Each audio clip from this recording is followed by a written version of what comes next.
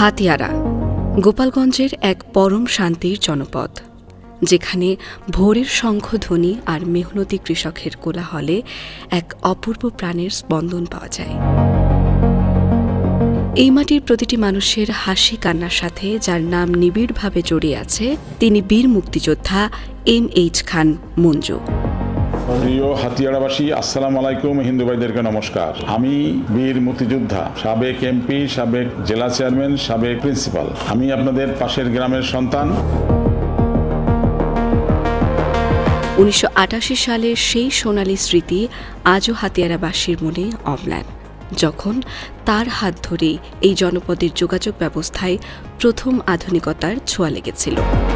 আপনাদের সেই পরীক্ষিত সেবক আবারও ফিরে আসতে চান হাতিয়ারাকে নতুন করে সাজাতে, কিন্তু হাতিয়ারা আজ তার প্রাপ্ত উন্নয়ন থেকে অনেকটা পিছিয়ে। সংকীর্ণ আর জরাজীর্ণ রাস্তাঘাটগুলো আমাদের প্রতিদিনের পথ চলাকে বিষদময় করে তুলছে। আপনাদের এলাকার রাস্তাঘাটগুলো আপনাদের মনে আছে, আমি প্রথম শুরু করেছিলাম এবং আপনাদের প্রত্যেকের সাথে আমার একটা যোগাযোগ আছে, সম্পর্ক আছে।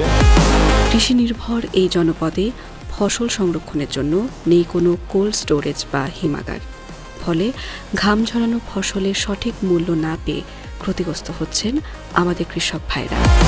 বিশুদ্ধ সুপেয় পানির অভাব আর ক্রমবর্ধমান বেকারত্ব আমাদের সন্তানদের ভবিষ্যৎকে গড়ে তুলছে অনিশ্চিত।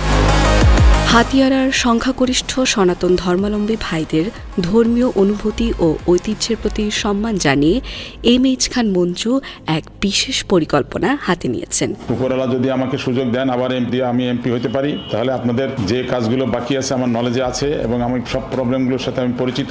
ইনশাল্লাহ অতি দ্রুত এই সমস্যাগুলো সমাধান করার চেষ্টা করব। তিনি নির্বাচিত হয়ে ক্ষমতায় আসলে হাতিয়ারাতে একটি দৃষ্টিনন্দন মডেল মন্দির নির্মাণ করা হবে।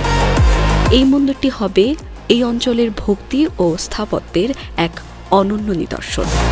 এর পাশাপাশি এলাকার প্রতিটি জরাজীর্ণ মন্দির ও ঐতিহাসিক শিক্ষা প্রতিষ্ঠান সংস্কার করা হবে তার অন্যতম প্রধান অঙ্গীকার। এম.এইচ. খান মঞ্জু আপনাদের এই বঞ্চনার অবসান ঘটাতে বদ্ধপরিকর। তার প্রথম লক্ষ্য হাতিয়ারাতে একটি আধুনিক কোল্ড স্টোরেজ স্থাপন করা। যাতায়াত সহজ করতে হাতিয়ারার প্রতিটি ছোট রাস্তাকে প্রশস্ত করে বড় সড়কের রূপ দেওয়া হবে। প্রতিটি ঘরে ঘরে পাইপলাইনের মাধ্যমে পৌঁছে দেওয়া হবে আর্সেনিক মুক্ত সুপেয় পানি।